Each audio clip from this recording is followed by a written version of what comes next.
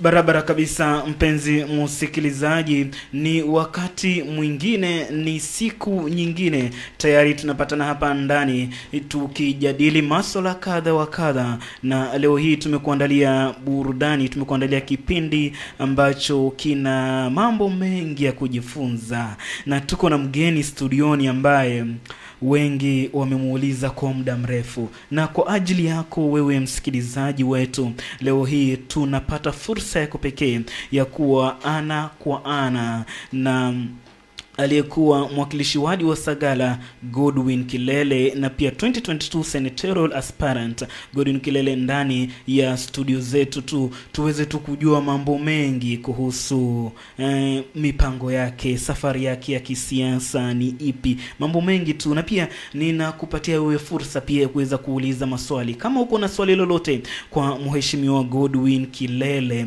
basi wakati ni sasa. Unaweza ukatuachia swali lako hapo katika comment section yetu ya Igembe FM na Igembe TV, na swali lako litaweza kujibiwa mubashara zaidi. Na uko nami Gabriel Mwakoma, na moja kwa moja siku zote nasema haina haja niandike na mate ilhali wino upo, kwa sababu tayari mgeni mheshimiwa ambaye ametafutwa kwa muda mrefu Godwin Kilele yako ndani ya studio zetu. Hujambo Godwin? Salama ndugu yangu, habari gani Mwakoma? Mimi niko salama salimini. Safi. Mwanzo na wapatie hongera kwa Igembe, naona imekuwa sasa. This is not how we started it. I can see right now there is good growth, ile good progress nzuri. Other congratulations. Asante sana. Asante sana. Karibu sana ndani ya studio zetu, ikiwa ni mara ya kwanza ambapo tunakuhoji ndani ya studio mpya zetu za Igembe FM. I remember kuna wakati tulikuja, lakini ilikuwa tuanza wakati na Fernandez. Lakini sahi I think iko fully packed. In fact naweza sema yenu imekaa more digital manake nimeenda kwa radio stations mingi. Congrats. Asante. Thumbs up. Shukrani sana kwa kuweza kutupatia hongera hiyo, na tunasema ndo mwanzo tu mkoko unaalika maua. bado kizaza chaja. Ndio. Moja kwa moja ningependa tuanze na swali. Kuna yule ambaye anakusikia kwa mara ya kwanza, jaribu tukutuelezea Godwin Kilele ni nani? Godwin Kilele ni Msagala, anatoka Sagala pale kunaitwa Kizumanzi. Ndio. Kizumanzi Primary School pale ndio tunapakana. Amesomea pale Kizumanzi Primary, akamaliza akaenda Mwangeka Secondary. Kilele is a graduate of hospitality. And baada ya hapo nimekuwa nikifanya na hotels tu. Kina Briatore Flavio, kina Naomi Campbell, kina Marco Vancini. Nimekuwa tu tofauti. Alafu nikaja home tu siku moja live. Nikaja hapa basi nikakuta siasa, nikawa nominated hapa Voi. And yes, Voi as a councillor. So baadaye nilipomaliza hiyo nomination kaenda home nafikiri nikaserve 2 terms as MCA. Juzi nikasema jamani acha nijaribu hii kitu hii. And we did exceptionally well. Na naweza sema kwamba ni vizuri kusema kwamba sikubali kushindwa si mshindani. As much as there are many lessons learned. Manake we won in Mwatate 19,000 votes. Voi we got 26,000 votes. How much is that? That's 45,000. So total yangu ilikuja 31. Sasa sijui, I don't know what happened in JKUAT. But there's always next time. Umeelewa? So basi tumebaki kusupport wale wako ofisini, sengine kupatiana mawaidha. Manake wengine wananiona kuna muhimu. Nafikiri Kirumbi pale huwa tunapata karibu MCS karibu 15 wananitembelea. Nashukuru bwana governor, nashukuru wabunge. So sengine kushauriana, hata kama mtu haji lakini anakuambia Kilele waonaje njia. Kilele waonaje. So sometimes tunaitwa kwa sababu hiyo kushauri tu kidogo. Ndio. Otherwise naona muda unaelekea kumbaki only 18 months again to another election. Ndio. Yeah. Na temperatures zinazidi kuwa high kila siku. Yeah. Kizaza kimeanza. Ndio. Kabla hatujaenda sana ningependa tuweze tu kutueleza ni nini ambacho kilikuvutia uanze siasa? Na mbona ukaanzia kwa MCA ndo ukapanda? Mbona ukwenda ubunge? Mbona ukwenda ugavana wakati? Mbona ulianzia katika kiti cha MCA huo wakati? Just like any other person, because mimi nimelelewa kwa nyumba nyasi, pombe, kuuziwa pombe nyumbani, mama yotulia makaa, mkate makaa, tamu hii hauendi shule. Ndiyo. Next time ndio uende shule. Hivyo unafikiria kazi rahisi?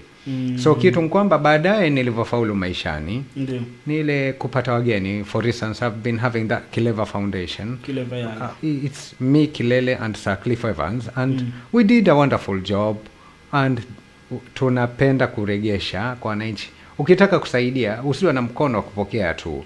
Saa nyingine kuwa na mkono wa kutoa. Ndiyo. Sasa hiyo ndio kitu mimi husema, mali na kila kitu zote hapa duniani ambazo tunaziona ni bure tu, ingaje Biblia ilisema kwamba tengeneza mali wachie paka vijukuu nini.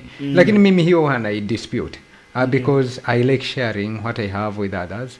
Leo uko nacho, kesho hauna, na kwa semekana saa nyingine wakati unapanda mbio huko juu, una overtake watu njiani, wewe unapanda mlimani, una overtake manake una nguvu na kila kitu. Tafadhali wasalimie, manake wakati washuka chini waweza kutana nao kule umeslide wakakudaka, wengine wakakuachilia. So it's always good to share. Ni vizuri. So I like philanthropy, just sharing with others whatever Mungu ametujalia. And it's a good thing anyway. Yeah. Kwa hivyo tuseme harakati zako zilianzia hapo katika kusaidia watu. Exactly. Ukapata mvuto wa kuingia katika kiti cha mwakilishi wadi. Ulipokuwa katika hicho kiti cha mwakilishi wadi, ni jambo gani ambalo unajivunia sana uliweza kumfanyia Msagala? Mwanzo kabisa nashukuru kwa unity. Hakuna Wasagala walikuwa, kwanza kulikuwa na vita kati ya Teri na Gzumanzi, watu walikuwa hapatani. Right now unaweza kuambia kwamba vijana watalii wanakuja Kirumbi wanaenda Teri, yani wamekuwa mabeste, watu wameelewana, watu wanapatana. Ile unity tulikuwa nayo.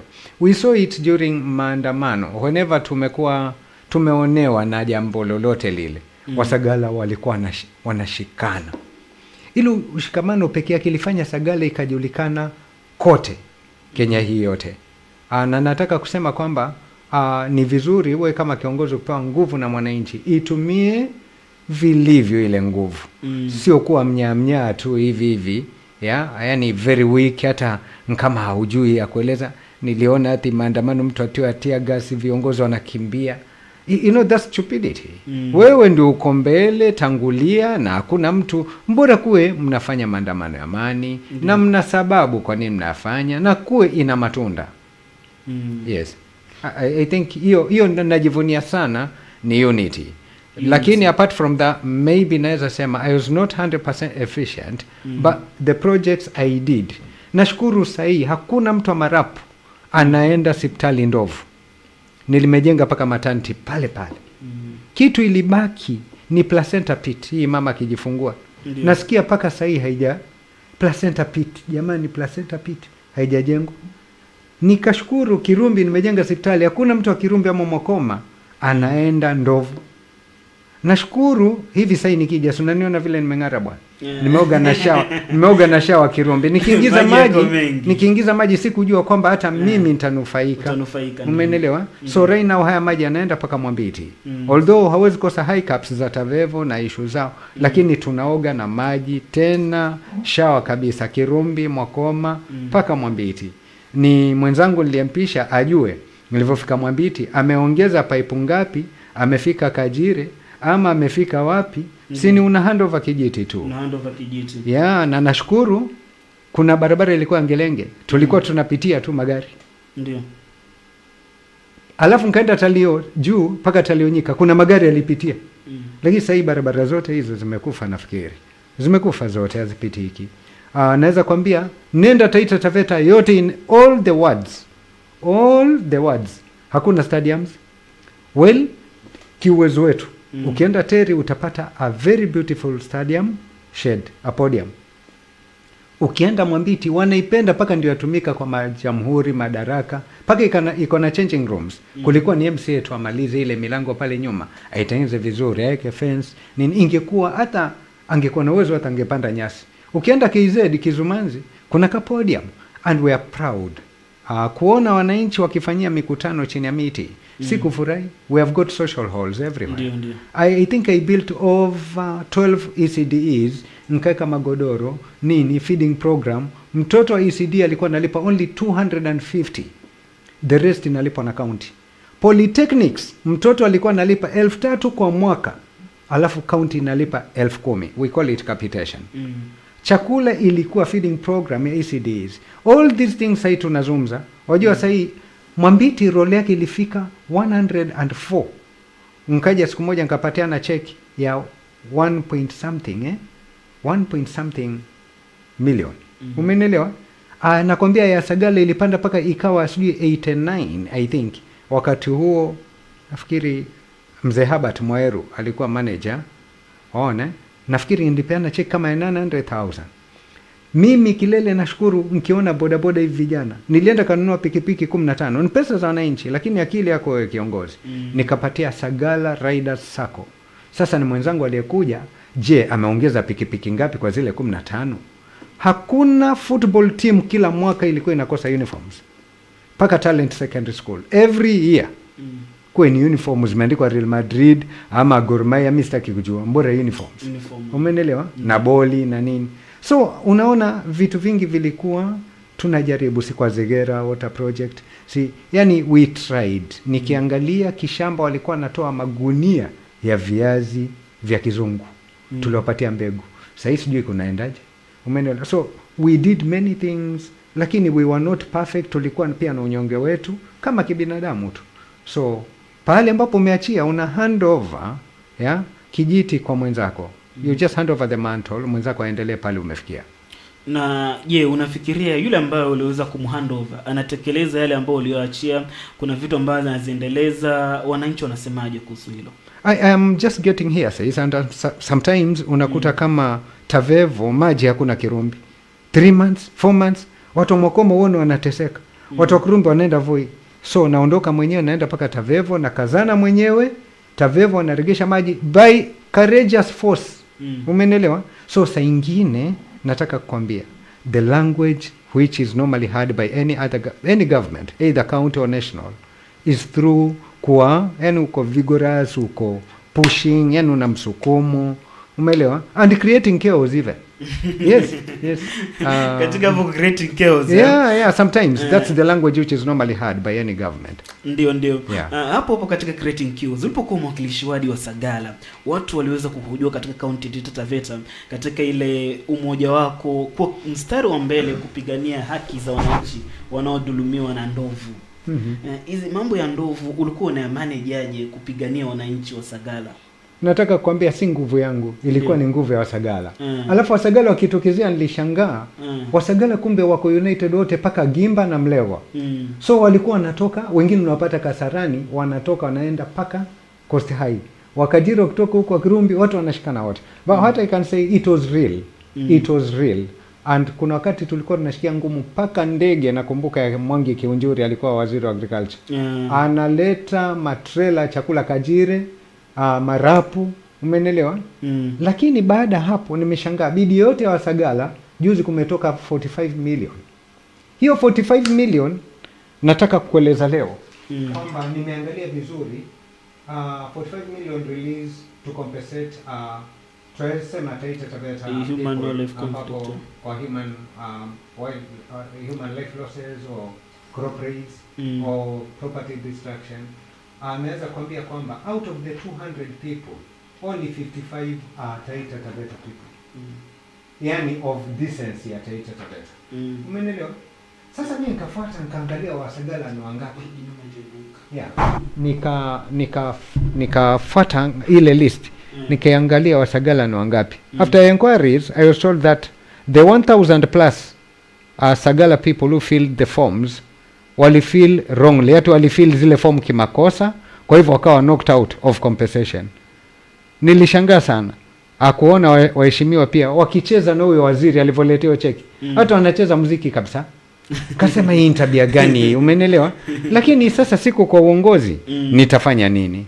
Nikasema sawa tu, Mungu yupo na kuna always next time, tutaenda tuchokore. Ndio. Yeah. Na tukiangalia ni mafanikio yapi mliowapata wakati huu? Naweza sema it was very good. Manake naweza sema compensations zilipatikana. Watu wengi sana wamelipwa, watu wengi. Ingaje watu wakilipwa wasemi, lakini watu walilipwa, lakini majority ni wale ambao hawajalipwa. Unaambiwa kwamba wajua kuna madharau mengine ya KWS ambayo huwezi elewa. Leo labda ni vile kwa sababu ya muda tu, lakini tungefundishana. Umenielewa? Tungefundishana kidogo tu. Kuhusu ni vile tu bahati mbaya pia tumeanza. Unaweza kufundisha kidogo. Naweza wafundisha kidogo tu. Nataka kuwaeleza kwamba hivi sahi wewe unajua wimbo wa taifa? Wewe unajua wimbo wa taifa wa Kenya? Waweza imba stanza ile ya kwanza tu, ile kalaini ka kwanza. Kalaini peke yake. Hebu imba. Mungu nguvu. Okay, Mungu nguvu yetu, si ndio? Translate that in English. Oh God of all creation. Kwa hivyo creation ni nguvu. Lakini mbona unanenjoy monoma? Nasema hivi, oh God of all creation. Mungu nguvu yetu. Nguvu, creation, kuna utofauti. Ni mbona twadanganyana? Mimi hata siimbi. Sintaimba wimbo wote wa taifa tena. I respect the flag of our country and this is nothing personal na siwezi dharau nchi yangu. Lakini what was the need ya kufanya the only country in the world ambayo ina wimbo wa taifa kwa language mbili ni Kenya. Mlikuwa mwamwimbiana ni Kizungu. Watanzania wana Kizungu. Tuseme ukweli, Wachina wana Kizungu. Ni Kenya peke yake. So hii translation ilikuwa yafanywa nani? Well, mmefanya hiyo translation basi. Ndio. Hai, Mungu nguvu yetu. Oh God of all creation. Haiendi, oh God of all our strength. Umenielewa? Well, tuibadilishe basi, tuweke Kizungu. Oh God of all creation, geuza Kiswahili. Mungu nguvu wa maumbile yote ama wa kuumba kila kitu. Mungu muumba wa viumbe vyote. Exactly.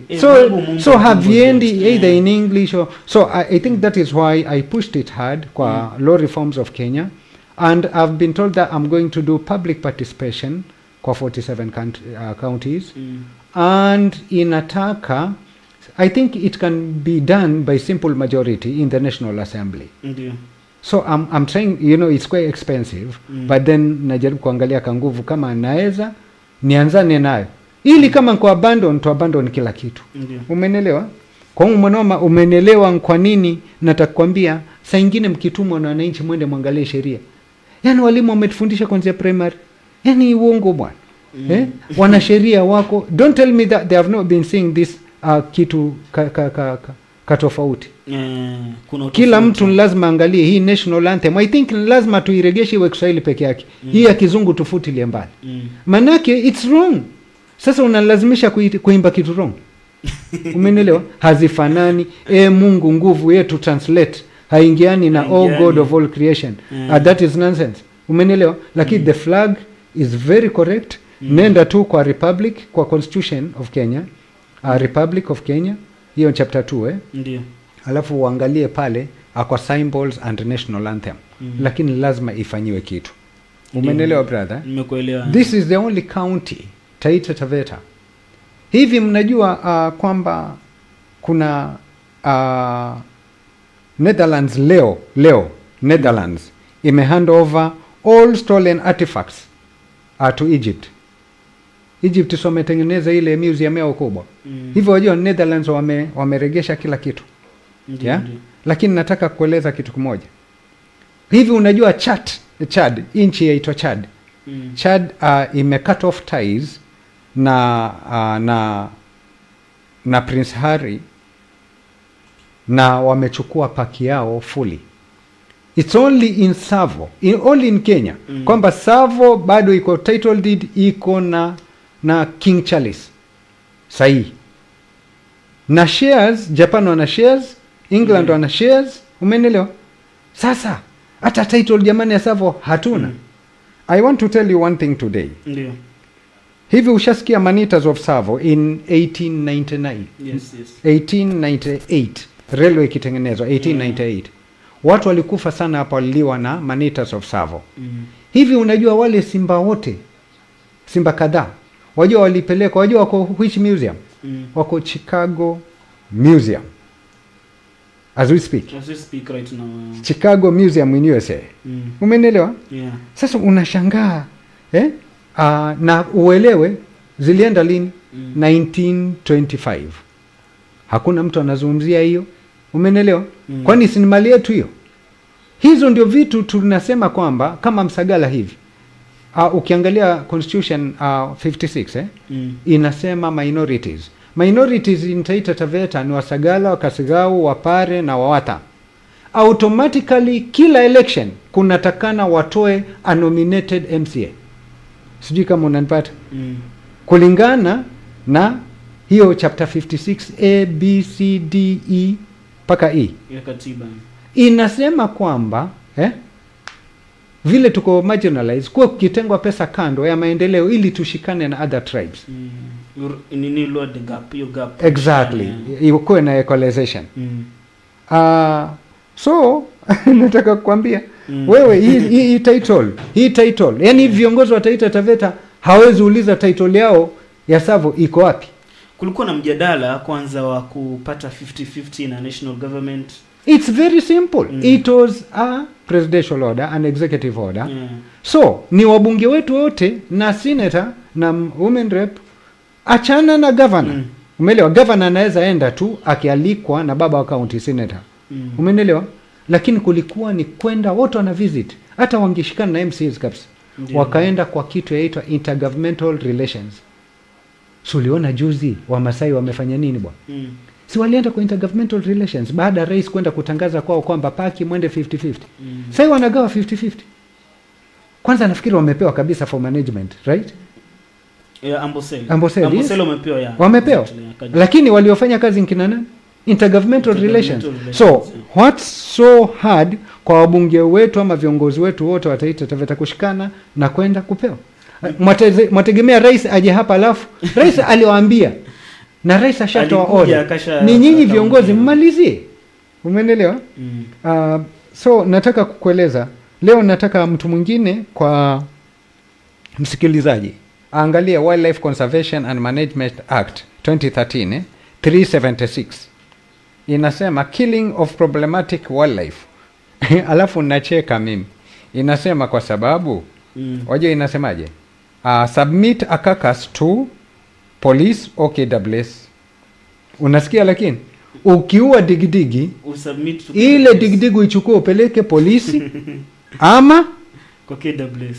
Hiyo inasema kwamba kama maisha yako hatarini ama mmea yako iko hatarini ama mali yako iko hatarini, waweza mdhuru ama umuue yule mnyama. Sijui kama tunaelewa. Sasa digdigi imekula mnavu wangu. Umeelewa? Haya, nimeivunja mguu. Umeelewa?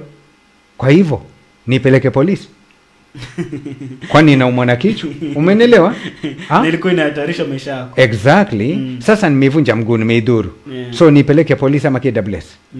Je, nikuulize, mnyama kama nyoka ziko nyingi Kirumbi na kila pale Taita Taveta. Kwa hivyo mkiua nyoka kila saa mpaka mpeleke polisi. Hiyo ni kipengele imesema killing of any problematic wildlife. Submit carcass to police or KWS. Hata kwa tukipeleka nyoka ngapi polisi? Na tunaziwa daily Kirumbi. KWS officers and land owners allowed to kill wakiona maisha yao hatarini, mmea yao iko hatarini na mali yao. Si mimi nimesema, mtu mwingine afungue hapo 376 ya nini? Wildlife Conservation and Management Act. Damage assessment to be done in 48 hours by KWS, na KWS wa dispatch an assessor within 48 hours. Je, watu wa KWS ndio ufanye assessment? Bali unaanza kupeleka sijui watu wa agriculture, sijui nini. Wao wenyewe watoe mtu huko aje angalie damage within 48 hours kabla mambo hayajafutika. That is what the law says. Umeelewa? Haya yote kukipatikana viongozi KWS watalala. Yani kitu ambacho unajaribu kusema ni kwamba hakuna mwananchi hakui represented fully katika ku benefit from the natural resources ambazo tuko nazo kama Wataita. So which means leaders wa Taita Taveta wana disunity na pia ni watu wengine wana ile tunaweza ita paranoia. Umeelewa? Uoga. Sijui walizaliwa vipi, wanajua wao. Umeelewa? Lakini uoga mwingine mpaka unaogopa KWS. Umeelewa? Mimi kilele niwe a national leader, either MP ama senator ama nini, alafu ati naogopa KWS na iko chini yangu mimi. No, security team yote iko under MP. Umeelewa? Yeah, so ni vitu vingine hivi ma assessors, na hii civic education nitaifanya very properly kote, kuanzia Kamtonga, Kishushe, Taveta, Njukini, nitaifanya yote, Sagala, Kasigau, kote. Manake watu waelewe haki zao. KWS wananyanyasa watu kwa sababu wao wenyewe wangejitolea, wangefanya civic education to the people. Lakini we are going to do it in our own way very soon. Ndio. Umeelewa? Asante sana. Yeah, ndio. Yeah. Ndio basi, mpenzi mtazamaji, unaendelea kutazama mahojiano mubashara na Godwin Kilele, na kama basi uko na swali lolote unaweza ukalirusha hapo katika comment section na utaweza kupata jibu, ataweza kujibu maswali yako yote. Na Godwin, ningependa tu tusonge mbele katika masuala yanayofungamana na siasa na pia kaunti ya Taita Taveta. Tukiangalia mwaka 2022 uliweza kuwania kiti cha useneta. Kuna yule ambaye anajiuliza mbona ukavuka kutoka MC hadi useneta, ni nini aswa ulikuwa unataka kuwaletea wakazi wa Taita Taveta na kiti cha useneta bali si kiti cha ubunge ama kuendelea katika uwakilishi wadi? Mwanzo kabisa nikueleze. Naweza sema kwamba mambo mengi uelewe, the only devolved functions are 14. Umeelewa?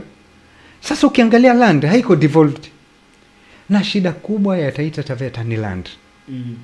I can tell you, niko na inventory, unaweza shangaa. Hivi wewe mwenyewe unajua 1 week ago watu wamewawa wengi sana Njukini. Njukini mbona hizo clashes na nyumba zimechomwa na kila kitu. Yeah. Rombo Ranch, where was it registered? In Undanyi County Council, Taita Taveta County Council. In Undanyi. Hai itakuwaje ni Wamasai? Umeelewa? Viongozi wanaogopa. Sijui kama unanipata. Juzi mimi nimeshangaa kuanzia Maungu stage. Ukipita police station ya Maungu, kama unajua Marasi Primary School. Ukipita hiyo yote uende, wananchi wamejenga. Kuamka hivi tinga imekuja square. Imelima barabara hapa, ikaenda hivyo 300 acres, wananchi wakiwa hapo ndani wameambiwa iko na title. Alafu senators wakaje. Sino tukaenda kuwasomea pale wale senators. Ndio. Kwa hivyo yamaanisha wale wananchi wote title ni ya mtu ambaye hajaifika Maungu. Ama hata kama nini ameipata vipi, ama alinunua kwa nani Maungu. Nataka kuambia title deeds Mkasigau hajaiona title hata siku moja. All the word Kasigau wadi yote kwanza ya Bogota. Na umekuwa kilalamika sana kusema. It's crazy, and the national leaders, we have them here and they don't speak about it. Disadvantage in kwamba it's only 15% of land docket iko devolved. I think surveying peke yake. So unaona hata governor ama MCAs ni kubweka tu, land committee iko hapo, lakini watu the hands are tied. So you think nataka tuelezane vizuri. Nataka tufundishane. Hii si katiba bwana. Inasema hivi. Kidogo tu, kidogo, very brief. 188 ya katiba, si ni katiba? Kenyan law. 188 inasema the boundaries of the county may be altered only by a resolution recommended by an independent commission set up for the purpose of that by the parliament. Sijui kama unanielewa? Passed by the National Assembly with the support of at least 2/3 of all members. Number 2, the Senate with the support of at least 2/3. Kwa hivyo boundaries hii Mtito, Makueni Mtito hii. Alafu Makina na Rombo. Si kazi ya governor? Si kazi ya MCA? Wow, in fact it's only surveying iko devolved. Wao ni kuile kana mwananchi kuonyesha tu solidarity. Lakini MCA hana uwezo wote. Lakini je, what are our MPs and our senator, yani our national leaders, doing about it? Because it's here. Nimesema 188A na 1AB zote, umenielewa? Imesema ni National Assembly with the support of at least 2/3. So sinuwe mbunge uende uzungumze na wenzako ulobi mpitishe hiyo sheria. Exactly. The Senate with the support of at least 2/3. So Senate aenda lobby, umenipata? So vitu vingine hivyo ndivyo vinanifanya kwa nini na ile mwito wa kupigania kiti cha national, either Senate au ubunge whatever. Umenielewa? Ndio. Na nataka kueleza hivi, it's unfortunate to see that Kasigao ward hawajaionja maji ya mfereji, the same to Sagala people. The only marginalized, ukiangalia Sagala Road imeimba mara ngapi? Mara nyingi sana. Je, Kasigao? The same. You see, vitu vingine kama kiongozi sengine unaweza ukawa kwa mfano sasa ni UDA administration, right? Lakini as a leader mimi naweza nikawa ODM na ndio mbunge wa hapa ama senator wa hapa. Kwa mfano ni kwa maendeleo chap na ndio senator hapa. I don't have any option, bro. For your people to get, align yourself with that UDA administration. Baki kwa chama yako, lakini je align, sio kuwapiga vita.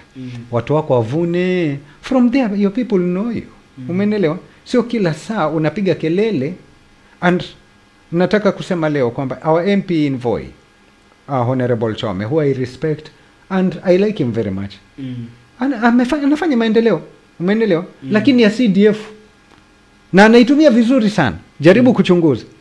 Lakini je, anapata nini ile keki ile kubwa ile ya national? Kwa sababu yeye yuko Wiper sawa, lakini tunamwomba kama inawezekana ajoin pale ili tunufaike hiyo soko ya 350, mabarabara lami vile kina Shake iko Jubilee soko iko pale. Yule wa Taveta barabara jamani ya kwenda Chala inaisha. Ya kwenda Eldoret, Eldoro iliisha. Ya kwenda Jipe inaendelea sasa. Ya Jipe iliisha. Jipe ile ambayo inaendelea ni ya kwenda wapi? Njukini, ya kwenda Chala. Hiyo ndio inaendelea. So you see saa ingine inabidi, remember he's the one with that sword, so you can't fight him.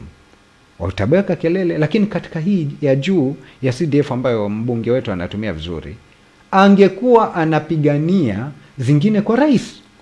Ndio unaona wenzetu wengine wako mbele sana. Umenielewa?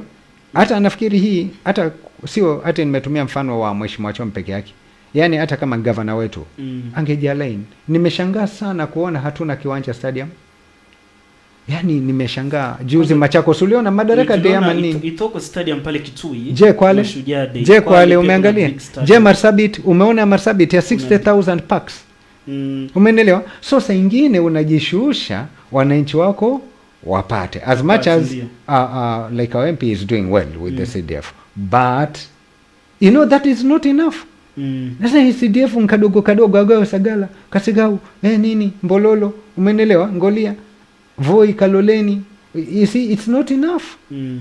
So kitu kwamba ukijalain na national government saa nyingine ina make sense. But I want to tell you one thing. This county loses a lot of revenue. Wajua mpesa ngapi tunapoteza Macnan Road? Millions. Wajua ni pesa ngapi tunapoteza Mrombo?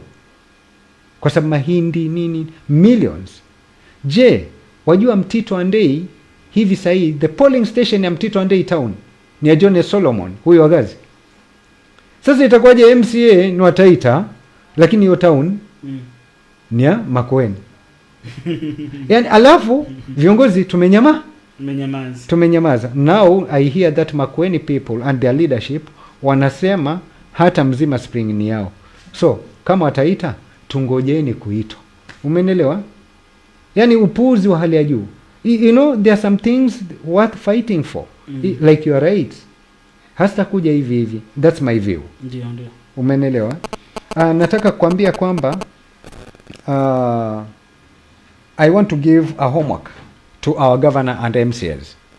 Nataka kama kuna advisor wa governor wetu na MCAs waende wasome constitution hii 185 Legislative Authority of County Assembly number 4A and B. the management and exploitation of counties resources. Sijui kama unanielewa. Management and exploitation of counties resources. Je, Mzima Spring si resource? It is a resource. Sasa umeambiwa the county government, they can manage and exploit their resources. Sasa kama ni resource yetu, hii coast water inafanya nini? Sijui kama leo umegundua kwamba for the past 2 weeks, 3 weeks hakuna maji. Kuna mahali around voids make around 4 to 3 days hakuna maji. Sasa sisi tumekaa karibu 3 weeks Kirumbi. What I'm saying is wametoa nani yao ya kuonyesha kwamba hakuna maji hapa, Maungu, Voi, sijui wapi, umeelewa? Lakini wamesema kuna burst. Hii ndio nataka kukuchekesha ndugu yangu. Mimi Kilele mimi. Sasa mimi huwa nazungumza open. Mimi nimefuatizia kuanzia jana hiyo burst iko wapi? Hakuna. Bali ni coast water wamekata maji. Hakuna burst yote. So TAVEVO ile kutoa vile wametoa, that is very wrong. Kudanganya mwananchi. Umenelewa? Na huu ujinga wa TAVEVO wataacha. Manake TAVEVO inatakana itawale hapa paka Wangala. Lakini ukienda Macnan Road juzi, ofisi ya TAVEVO imevunjwa, magari yao yakalenga na mawe, meters zimengolewa zote. Na pale inakuwa run by a CBO vijana ambao wamepitisha, wewe ukiosha hata magari 100 kwa mwezi unalipa 200. Kila nyumba inalipa standard rate ya 200. Je, Taita Taveta hapa Voi tunalipa shingapi? Bili yangu mimi huja 5000 kila mwezi. Wenzangu wana standard rate. Paka anakuambia maji yamemwagwa hivi, paka kuna miwa. Najua uweze amini. Kuna petrol station inaitwa Lilinzi. Opposite nenda utaona miwa mingi sana barabarani kwa sababu magari yanaoshwa, maji ni mengi. So kila nyumba inalipa 200. That's stupidity. While it's our resource. So if there is something we can do about it, because we've been given that by the constitution. Katiba imetupatia. So I think kihaki kabisa naomba MCAs waende waangalie hii kipengele ya 185 na waangalie about exploitation and management of their resources. Sio ati nini? Kwanzia forests 44 devolved forests umenelewa tulipewa hizo. Alafu na carbon credit. Hivi unajua national government wanapata shingapi kwa carbon? Kwanza hizi carbon credits kuna wengi wa wananchi wanajiuliza wanafaidika vipi? Let's go back. Kasaragao Ranch juzi wamelipwa shingapi? Over 80 million. Na wildlife works. Kwa sababu ya carbon credits. Je, Rukinga Ranch over 70 million. Sijui kama unanielewa. Je, county wamepata nini? Hakuna kabisa. Na viongozi wako pale na kuna economic advisors, kuna committee ya investment ambayo nafikiri ina mzungu, sijui mzungu anaitwa nani chairman. Umeelewa? So unashangaa huyo mzungu. So tuseme it's not personal lakini mimi naumwa manake huyu governor amekosa tayari revenue kwa boundaries Mtito, Makina na Rombo. Alafu kitu kama hii national government wana collect over 3 billion. Umeelewa? Hapa Maungu hapa. Umeelewa? Sisi zero and nobody is talking. So tuseme tatizo kuu ambalo linakumba kaunti yetu ya Taveta ni viongozi wenyewe wamekosa maarifa ya kuwatetea watu wao. Nafikiri naweza sema hivyo. That is what is ailing Taita Taveta. What I can say is vile umesema viongozi hawako bold, tough, focused, umeelewa? Alafu hiyo nimekueleza hiyo paranoia, hiyo uoga ni mbaya sana. And to break that monopoly of that paranoia, that is where now yours faithfully Godwin Kilele comes in. Umeelewa? Nimekuelewa. Na nakwambia watanyoroka kwanza KWS, kila mtu watanyoroka hao watu ambao wanatuchezea. That is why nilikuwa napigania uelewe senator ndiye baba wa county. Senator ndiye anaweza futa rais. Senator ndiye anaweza futa deputy president kina Rigathi Gachagua. Senator ndiye anafuta governor. Senator ndiye anaweza futa deputy governor. So inakueleza nini? Sinio ndio upper house. So it means huyo ndio baba wa county senator. So yategemea vile mwenyewe alielewa. Umeelewa? But hiyo ndio kitu hiyo ilinifanya nikawa na ari ya kupigania useneta. Ule useneta. Ndio. Umeelewa? Ndio. Umeweza kusema, na watu wengi nikiangalia katika comment section, watu wengi bado wanajiuliza ulipigania useneta. Je, unaupigania tena 2027 ama msimamo wako ni upi? Kwanza kabla hapo, unajua pali Bachuma kunaitwa multiplication center ya county. Bachuma nimesikia, sijafika. Kuna pahali ambapo county Taita Taveta ilitenga pahali ng'ombe ziwe zikizaana. Ndio. Alafu ndama ziwe supplied within Taita Taveta. Ni county government iko 15,000 acres. Hivi unajua national government juzi walikuja wanaichukua wao. Niliona. Last week ndio koti imesema hiyo haiwezekani. Umenipata? Je, kuna kiongozi yote amezungumzia hilo? Na sijasikia viongozi wa county hizo vitu wakizungumzia hilo. Kwa tuseme kuna mali nyingi ya county yetu ambayo inapotea. Hivi nakuuliza, wajua railway line. Mimi kuna watu Maungu Ndovuni walivunjiwa nyumba wote wakafukuzwa. Manyani waliondolewa. Lakini nataka kuambia twende leo Macnan Road, si mbali Macnan Road. Nearly 70% ya Macnan Road residents wako reli upande wa chini. Kwa hivyo Taita peke yake ndio sisi tu kwa reli upande wa chini ni KWS. Ile ukweli. Waweza enda wewe uangalie pale mbele primary. Umeelewa? Uteremke chini, hata kuna magari yanapita hapo chini ya reli. Hizo nyumba ziko hapo, hiyo population is just too big. Nataka kuambia wajua acreage ya hizi Sisal estates. Nataka kuambia hivi, unajua hata Mwatate Taita Sisal estate ile 3000 acres ilisha. Sasa wajua iko parcels. Sasa hii parcel kama imeisha, regesha kwa wananchi. That is what the law says. The law says, Ona, lazima you reverted back to the community. Sasa mzungu juzi hiyo 3000 ameona viongozi wamenyamaza. Jamaa amesema ukitaka 100/50 utoe 270. Alafu anatumia the same leaders wa Taita Taveta, ulipe hao viongozi wa Taita Taveta ndio ampelekea pesa mzungu.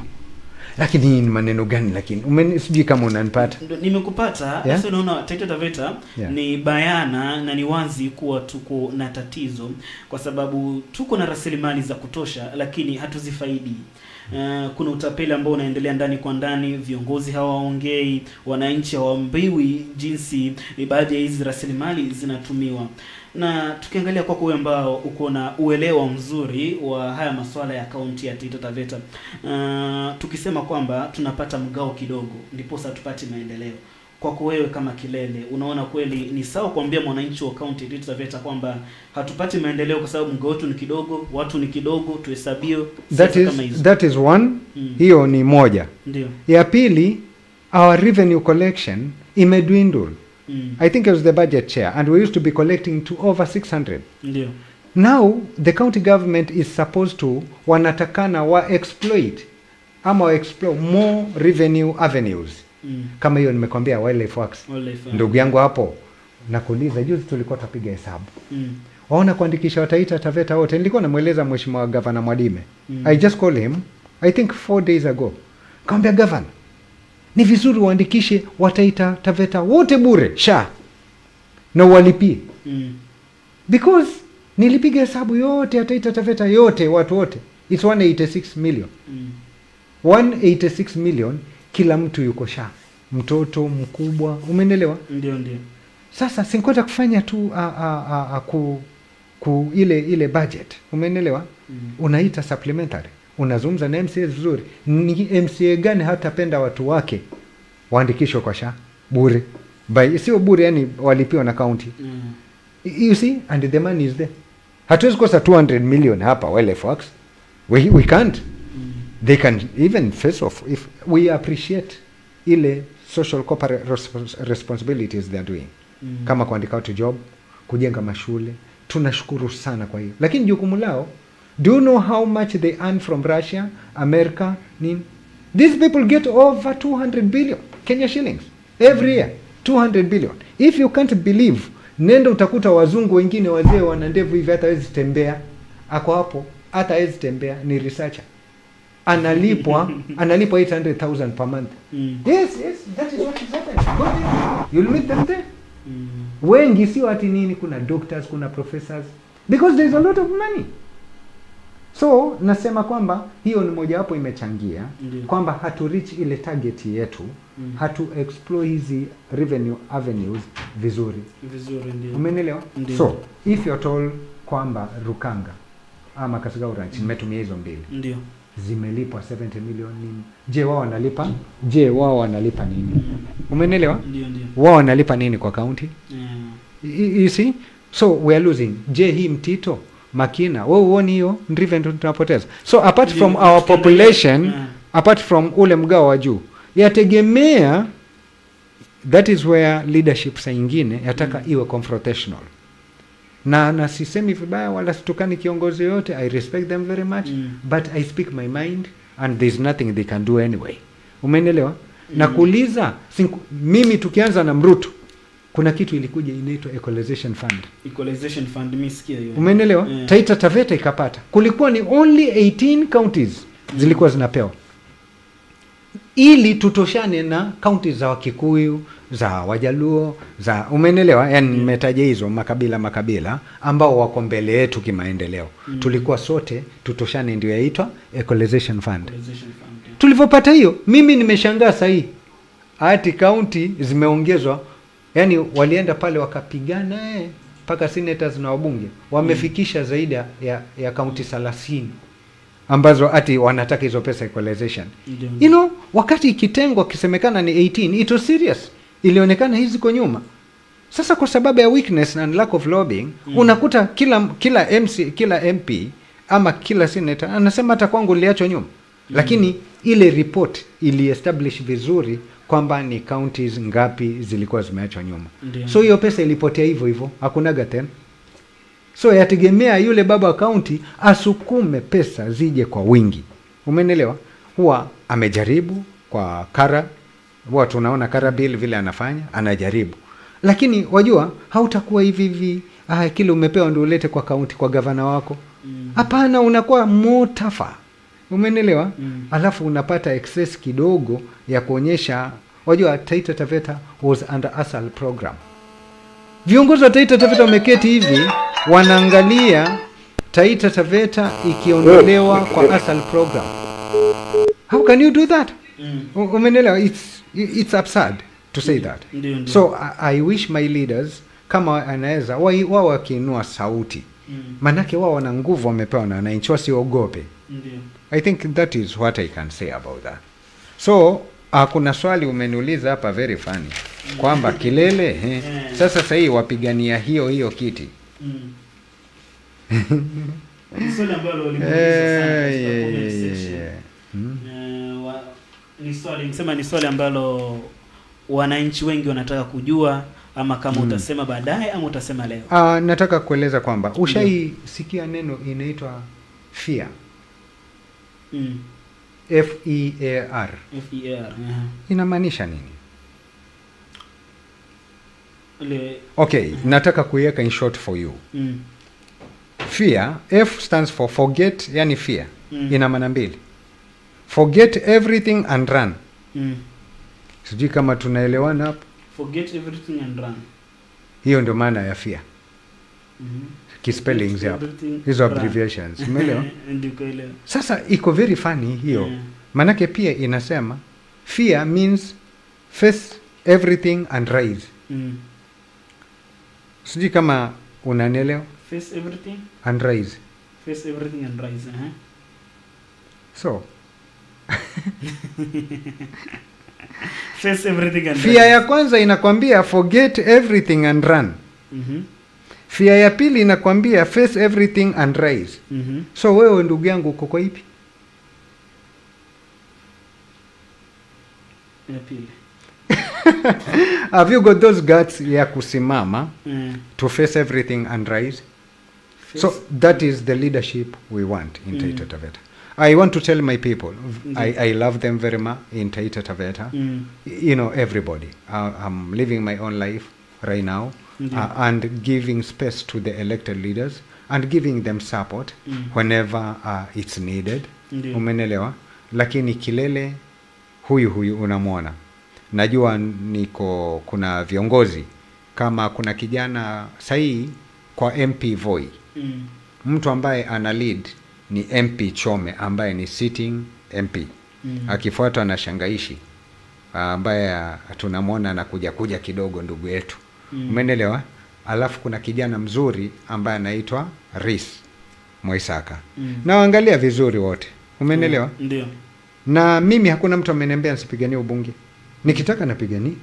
Umeelewa? Ndio. Lakini uelewe juzi kumekuwa na public participation ya CDF. Either ibaki kwa mbunge. Nafikiri uliattend. Dan Mozo Hall. Dan Mozo Hall. Yeah. So, pia uelewe fuel levy money kera iko in contention. Je, pesa barabara ibaki na mbunge? Moko account. Uelewe kuna kitu ya basari iko in contention pia. Je, basaries nabaki kwa mbunge ama zaondolewa? Kama hakuna hivi vitu vitatu, naenda kwa ubunge kufanyeni. Kama hakuna CDF, hakuna basari, hakuna roads, naenda kwa ubunge kufanyeni. Sinheri nibaki mtetezi wa county, county yangu ipate hela. Nijaribu kukomboa zile ardhi ambazo nitaweza. Manake nyingi si zimeendaenda. Lakini mimi kiuwezo wangu sinajua tu na uwezo. Umeelewa? Lakini hali vile itakavyokuwa, nikishapata majibu ya hizi tatu, nitaamua either ubunge ama nini. Lakini nataka kueleza watu wangu kwamba nitakuwa na party Kishushe, Chabia, Njukini na Kajire. Na pia Kasegau Rukanga. Lakini nitawaeleza date. Lakini mimi kutangaza na wania nini itakuwa tarehe 15 mwezi wa 6 next year. Kwa hivyo bado nina 7 months za kuangalia nitapigania nini. Mbora iwe any national seat. Umeelewa? Lakini nitaitangazia Coast Bus. Pale kuna vijana wangu pale na ndugu zangu wale wafanya biashara. Pale ndio maskani yetu, sisi tuko home. Simvoi ni yetu. Ground ni yetu. Umeelewa? So na wamiss, lakini najua wewe mwenyewe utajionea. Na pia naendelea kuuliza mawaidha kwa watu wengi wa Sagala, Wakasigao na Voi kiujumla. Wajua hapa ndio home. Ukiambiwa tunaonelea Kilele, songea mbele pale pale ulikuwa. Ama Kilele hapa kuna shida hapa Voi. So nikipata mawazo kama hayo manake ubunge automatically tutapata kutoka Voi. Lakini ni high chance ya Voi pia kupata either useneta ama ugavana. Sasa siko ubaya wako magavana wa Voi, lakini kidogo naona wako mbali kidogo. Lakini useneta tukikazania tuweza pata. Lakini ubunge ni automatic. Kuna ndugu zangu wote simekwambia Rais Moisaka, Shangaishi yuko ndani, pia Mheshimiwa Chome yuko ndani. Wote hao ni ndugu zetu. Kwa hivyo hiyo ni automatic. Lakini tulikuwa tunafikiria, je, Kilele ni vipi? Unaweza enda kwa seneta ama ni hapa? So in case hali imekuwa vile imekuwa, tutabanana humu kwa msururu wa Mburukenge. Kwa msururu wa Mamba kwa semekana kukosekani Mburukenge. Umeelewa? Tabanana humu kwa ubunge. Lakini ari yangu kubwa naendelea kuangalia haya mambo matatu. Vile atakavyotokezea naweza amua kwenda mbele ama pia uelewe kuna viongozi wa viongozi wa Voi kama hawa kina Shangaishi, kina Moisaka, kina Chome. Wanaweza sema Kilele bwana tunaonelea. Wewe hebu tuachi hii maneno, wewe kimbia mbele. So yategemea. Lakini hakuna mtu ambaye amenzuia kupigania hivi viti viwili. Na sikufichi. I'm going to win whatever seat ile nitasimama. Because najua mwananchi ananielewa vizuri.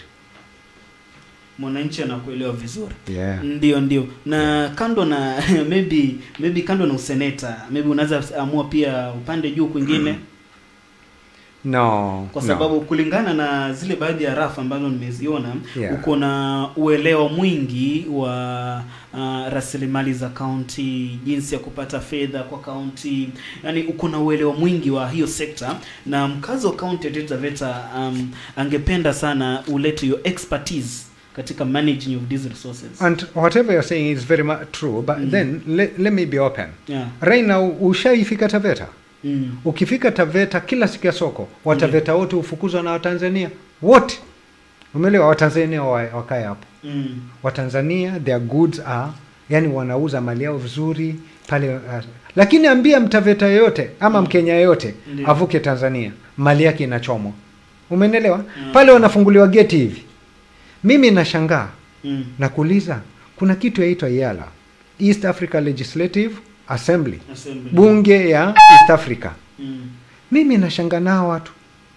Yaani wamechaguliwa Kenya, lakini tunaona wanazurura tu hapa Kenya. I thought maybe watatengeneza sheria ya kuangalia kama Mkenya anaruhusu Mtanzania ingie. Mtanzania ruhusu Mkenya kuingia. And the MPs are just quiet. Nakumbuka wanakula pesa na Kenya inatoa subscription money. A lot of money, millions of money every month ya kwenda kwa IALA. So hii IALA ina maana gani kwetu? Sijui kama unanielewa ndugu yangu. Nimeweza kuelewa. Of what relevance is it spending public funds to get... Wacha ulize. No, it's okay. Hello, ninakupata. Unaongea na Bahati kutoka Maungu. Ndio.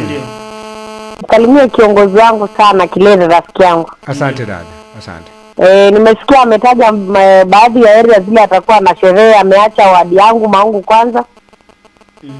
Lakini pia ningependa kumhakikishia kuwa whatever the seat yenye ataenda kusimama, kama ni ubunge ama useneta, sisi wananchi tuko nyuma yake, maana tunajua ile uwezo ambao ako naye. Ndio. Asante.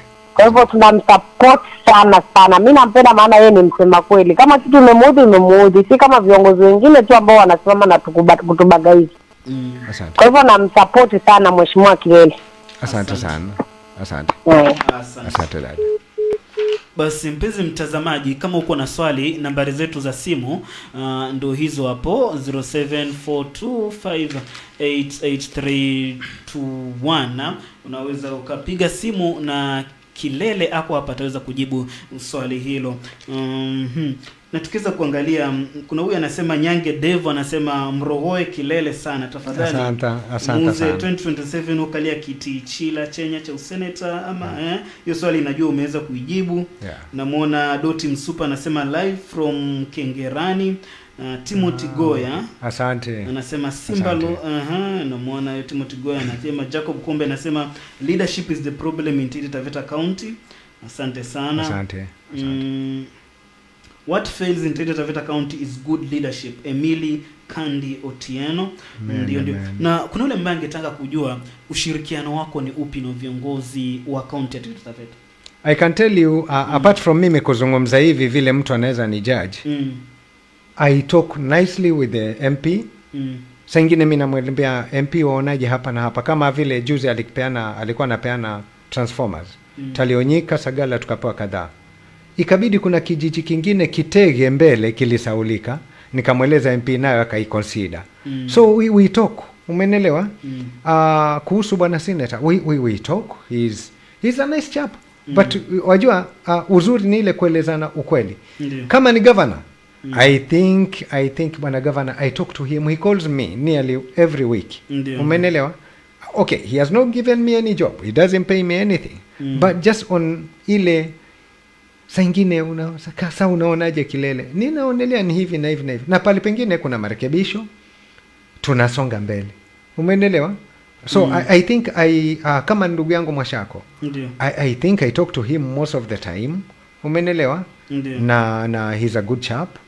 Kama Mama Haika, we've been together in many functions. So I think my relationship with the current sitting leaders is very much cordial. Even the county assembly, kina Madam Honorable Anisa, namshukuru kina Honorable Azar, he visits me every time. Sengine Azar asema Kilele usiboeke bwana, leo nimekutembelea kidogo Kirumbi. You see, sometimes we laugh, but kina Honorable Anisa, she's the chair of lands.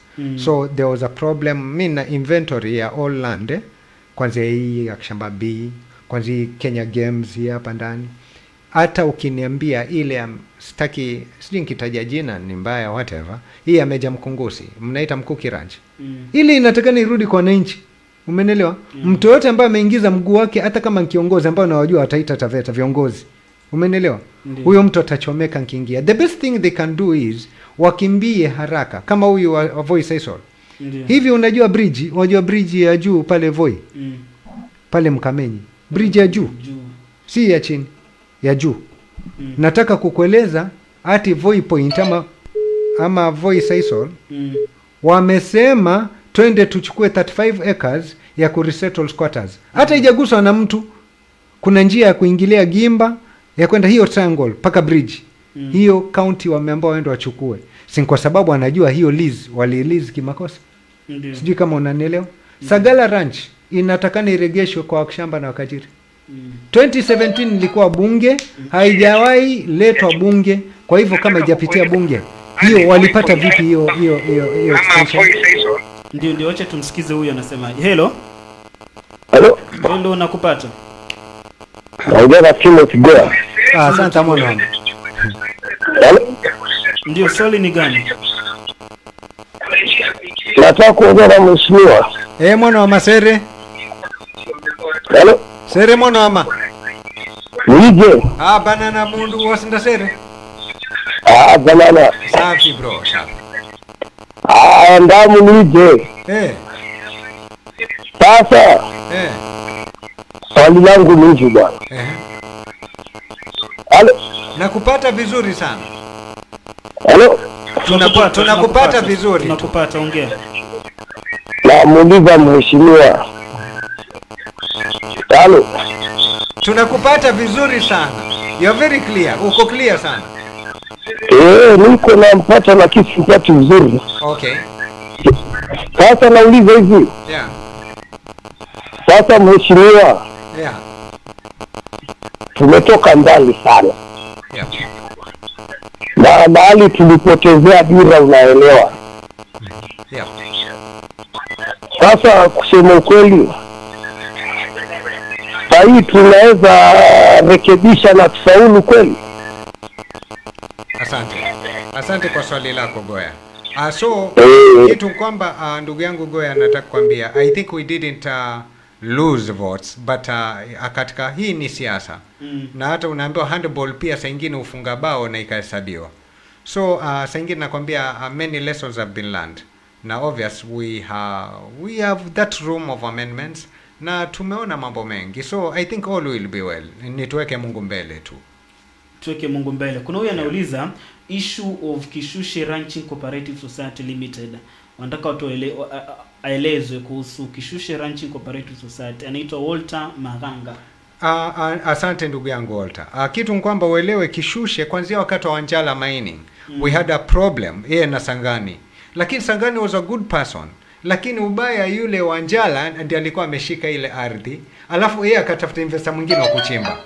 So I think they were doing well until wakaanza kugawa watu. Watu wakawa makundi mawili. But I'm very much happy for group yote ya kina Alui Mbela. Wajua sote tu binadamu, tuna makosa, tuko correct, lakini saa nyingine appreciate mwenzako pale amefanya vizuri. Alui Mbela walileta title na title iko na wenyeji, na hiyo Kishushe sasa ndio wenye ile ardhi. Umenipata? So we are happy about your step wamepiga. Juzi tumeona wamefanya new elections. Na congratulate, kulikuwa na AGM last month. Haikufanyika, ikawa postponed kidogo. Na nashukuru kuona new blood ya kina ndugu yangu Mwalimu, former PA wa Governor Samboja, wameingia kuleta mabadiliko. Si ni ardhi zao bwana. Wajua sisi Sagala tuna nyika zetu. Sasa wale pale juu sio na nyika zao. So nashukuru yale mabadiliko vile wamepanga. Nashukuru jamani, kama inawezekana sahi msigawanyike grupu mbili. Akina ndugu yangu Benedict, umeelewa? Nyote mshikane pale pamoja hivi. Na hii komiti mpya mjaribu kuisukuma muangalie. Lakini so far tunaona matunda mazuri na watu wameanza kuwork together. Lakini kusiwe mambo ya jeshi la mzee, sijui nini. Hiyo tabia hatutaki. Hata yule jamaa anaitwa Mohamed. Yule Mwarabu anaitwa Mohamed, sijui Mwarabu Mhindi. Nilikutana naye nikamwambia wewe unasumbua wananchi. Mimi nitakukujia hapo. I think we met at the governor's office. Umeelewa, one time maybe in February or something like that. So I think pia yeye yule moto alikuwa nayo ametuliza. So tupatianeni kama kweli kuna kalizi kalipeanwa kwa Sangani, kwa Devki ya hii mining ya iron ore, na itanufaisha wananchi, na zile conditions ziliwekwa za corporate social responsibility kama hospitali, barabara, na ile trust fund ilikuweko before. Ile watu wakishushe wote watoto walipiwe fees. Kwe wanatoa pesa inawekwa kwa account. watoto pale Mbela secondary nini, watoto wasome vizuri, hata pale Kitumbi nini, umeelewa? Manake pale ndio nyumbani kwao. Yeah. Hello. Hello. Hello, nakupata. Ya, unazungumza na Zakaria Mwashuma kutoka Talionyika, Sagala. Asante mwana. Mimi nilikuwa na ombi moja kwa mheshimiwa. Ndio. Unajua saa yeye ni mtu wetu na tunampenda sana. Asante. So mimi kama maoni yangu nilikuwa naonelea, tunaomba mheshimiwa Godwin Kilele kama inawezekana, hebu ingie katika bunge la Senate usaidie Taita Taveta County. Hayo ndio maombi yangu. Asante. That's very brilliant. Nashukuru. Ndio. Yeah. Ndio, nikiweza kuangalia tu baadhi ya comment wanasema, na mimi ni Pastor Lucas kutoka Talionyika, tuko nyuma yako mheshimiwa Kilele, naomba usimame pale kwa useneta, tuko pamoja na Simba wa Taita. Anaitwa Simba wa Taita. Asante sana. Ndio. Salimu Mwakoma anasema tuko pamoja kakangu, uongozi ndio tatizo Taita Taveta. Yeah. Mrowe na ndege mwana wa mama.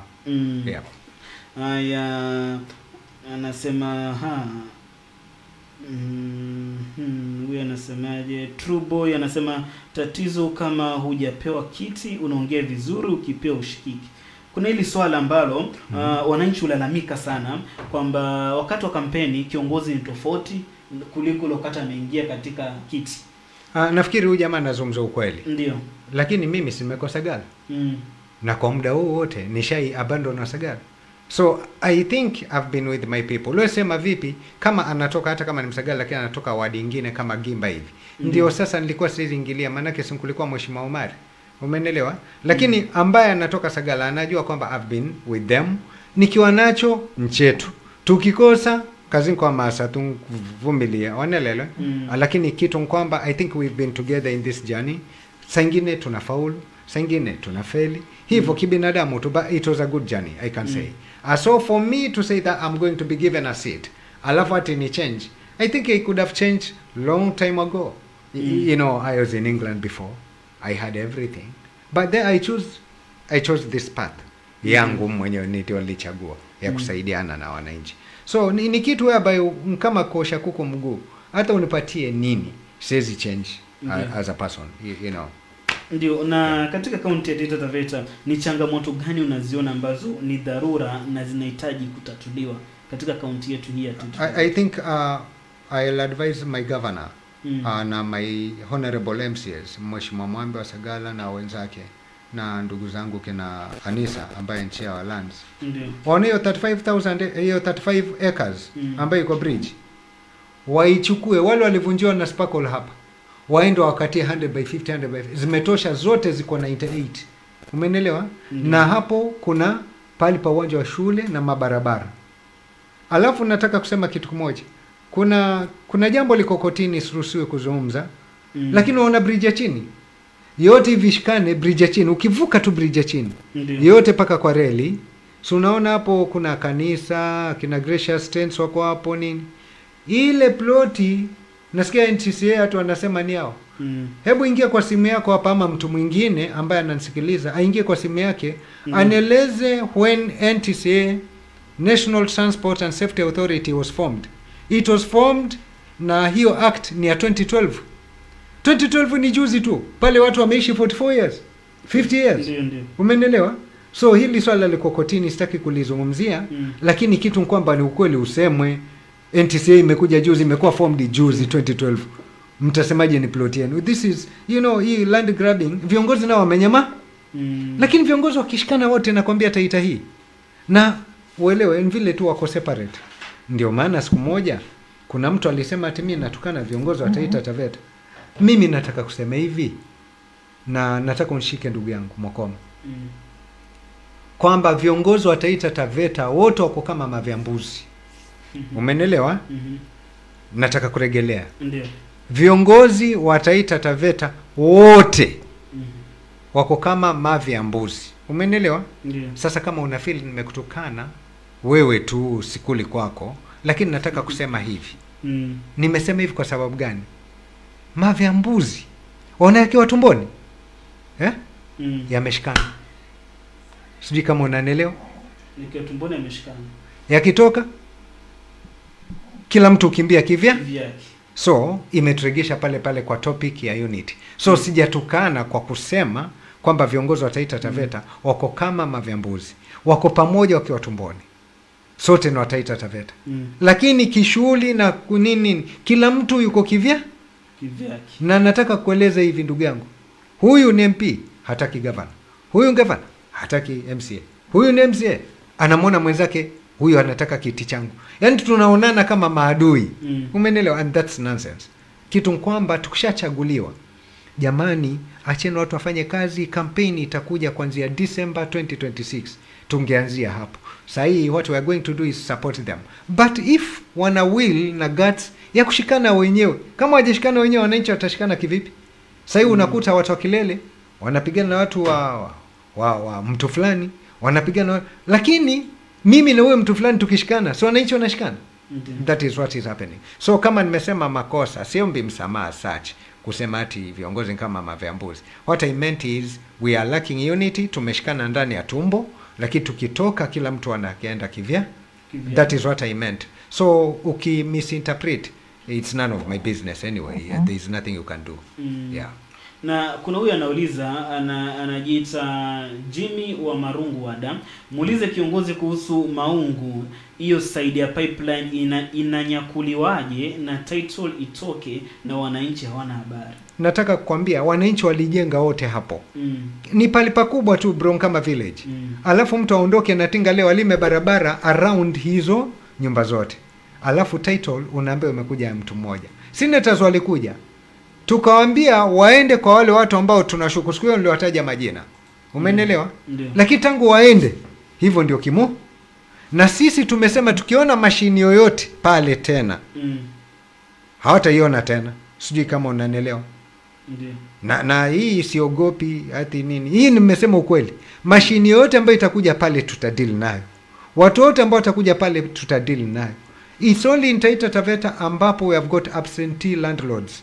Kila ukikanyaga pale hivi unaambiwa hapa kwa mtu fulani. Huyo mtu atajai kanyaga. Kama waamini ingia kwa migodi, utaambiwa hapa. Ukishatoa mawe tu unaambiwa hii claim ya fulani unakuja kuondolewa, yule tajiri anakuja kuchimba sasa. Sasa kama umemtafutia ni macho, umemonyesha mawe yako hapa.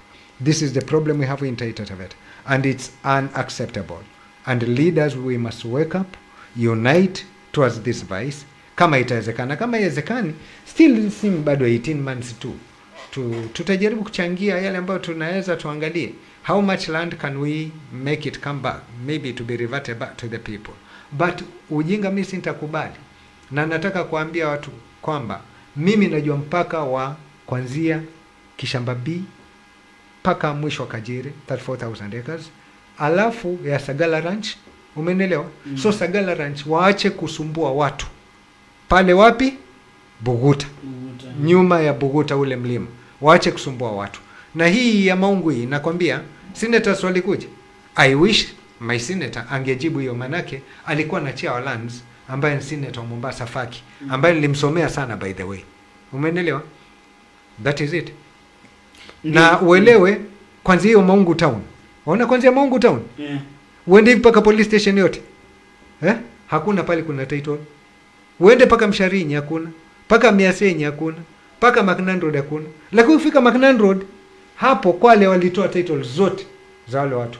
Ndio unaona Wataita wengine wamekuwa kipigania Taita lakini vile wamepewa title hata wamegeuka ni Wakwale sasa. Maana wamechoka, Wataita hata hawako. Sijui kama unanipata? Nimekupata. Yeah. Na tukiangalia Taita Taveta iko na ranch kadhaa. Na hizi ranch kwa maoni yako unaona kama zina faidi Taita na Mtaveta jinsi inafaa? No. Let's be sincere guys. Ranches nyingi ukiangalia za watoto wa matajiri wale wa kitambo, former councillors au wale matajiri wa kitambo, umeelewa? Na unawakuta hata hawaishi hapa. Kuna wengine, kwanza nataka kuambia, sijui nitoe mfano, sijui nitakuwa nimezungumza vibaya nitakosa kura. Kitu kwamba kuna wengine hata waliachiwa na baba zao, hawajaifanya, hata waliacha kazi. Sasa wao wanategemea kule hizo pesa za carbon. Umeelewa? Wanakaa tu, wanakula pesa. Nataka kukueleza ndugu yangu, conservations juzi walipewa 800 million hizi ranches za conservation. 800 million. Wajua hizo pesa zilifanywa, zilitiwa KWS, sijui nini, kukanuliwa pikipiki, sijui nini. Hivyo ndio pesa imeisha hivyo. baile sijui zilitoka nje, it is donor funded money. Umenelewa? And hiyo nafikiri naweza kuleta documents nikuonyeshe how the money has been spent 800 million within a span of 1 year. Mimi hata nashangaa. Umenelewa? Watu kumelelewa mapikipiki hata ya kuzunguka kichakani. Sijui kama unanielewa. The same people, we had a problem with our Kushaitic wenzetu wakati tulikuwa na shida wakati huo. Ranches zingine zinaambiwa semeni ng'ombe zenu, wanasema ng'ombe zao. So hazilipishwi. Ng'ombe nyingi hapa kichakani hazilipishwi. Umenelewa? Ushuru. So we are losing a lot. Alafu na wauliza hivi, mwajua kuna titles ngapi ambazo lease zao zimeisha? Je, kama zimeisha, the procedure ni gani? Lazima ipitie bunge, iende kwa governor, nini? Umenelewa? Nataka kukwambia kuanzia 2012 kuanzia 2013 hakuna shamba yote ambayo imeisha, kuanzia Ziwani ya kina Uhuru Kenyatta. Kuna parcels ziliisha huko. Ya Basil Criticals, kuna zingine ziliisha, zingine tumeregeshea kwa wananchi. Umenelewa? Yeah? Zingine amekataa nazo yule mzungu. Ya Mwatate the same. Ya Voi ndio kabisa iliisha, hata vile ilikuwa renewed. Yaani hata leo ni kesi ndogo tu ushamalizana nao. Umenipata? So hii ni kitu hapa lazima tupiganie ndio waache kutuona ufala. Umeelewa? Lakini for the time being, Taita is just a playground for anybody. Anybody can do anything. Unaweza ukaje ukasema ile land ni yako na so tuseme viongozi wetu wa Taita ndio wametufeli katika kututetea. I think in these issues, yes. I can say that without any fear of contradiction. Ndio. Na watu wale ambao katika sekta ya uchimbaji madini, kuna baadhi ya wananchi ambao wanaweza kupatana nao kutoka maeneo ya Kasigau, kutoka maeneo ya Sagala, wakisema kwamba hawafaidi chochote na hizi mining.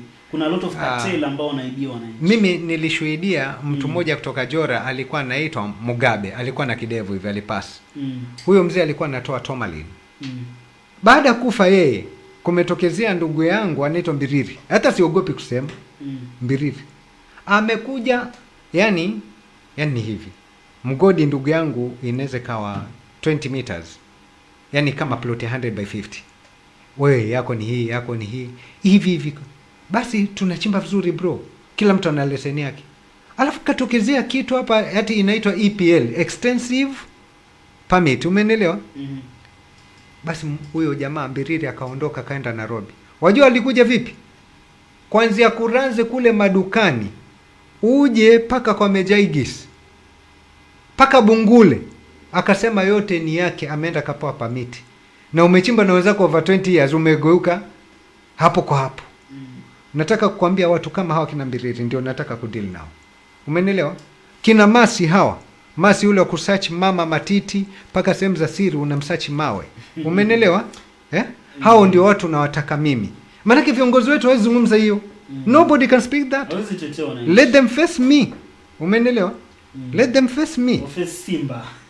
Ni ukweli wa mambo. Ndio watu wanakuita Simba hapa hivi. Umenipata? Ndio. Nikikuonyesha PDP. Ya kuanzia Two Oceans paka Ministry of Labor ya 1968. Nataka kuambia nikishikilia watu wengine wataimba. Sasa ni wao wahakikishe kwamba nisipate usini hata ubungi. They should do that. Because hata nyumba zingine zitaanguka. Sijui kama nimekuelewa. Two Oceans pale chini kuna nyumba za forest mbili. Ushaienda hapo? Ushaziona hizo nyumba? Two Oceans hapo nyuma yake hapo. Zimeshikana mtusha. Ni hotel ya Two Oceans. Kuna nyumba za forest hapo mbili. Na kuna wafanyikazi wanaishi hapo ndani. Sasa itakuwaje? Title walipata vipi sasa wao? Alafu kuna wafanyikazi hapo kando na nyumba zao za forest. You see, huu mchezo kama hii ndio mimi sipendi. Umeelewa? Na ile haki mimi uzungumza. So ukiona wewe ni mwanamume wewe nifuate Kurumbi tu.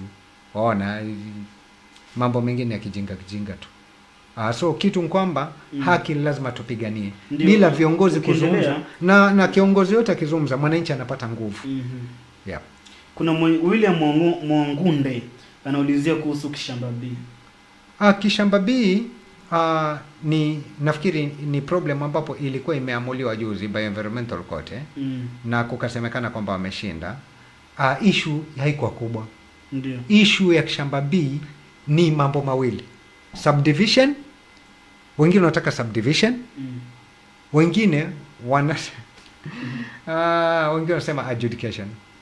So kuna tofauti ya mambo mawili, subdivision, adjudication. So kuna wengine wanasema watu wapimiwe standard. Kuna mtu kajire Nyika ana eka zake 15 na watu wote wanajua hii shamba ni ya Weni Mbwangi eka 20 kwa mfano, natumia hii jina Weni Mbwangi eka 20. Leo useme vile iko na shamba B, kwa sababu kuna watu wako Nairobi wamekosa, lazima wapate eka 3 standard zote. Sasa ukisema hivyo Birikani vile kumejaa hapa Birikani kote, kwanza Shomoto Urarue hivi na orphanage yote, umenielewa? Sasa kutapimwa standard vipi eka 3 nani ana eka 3 Birikani?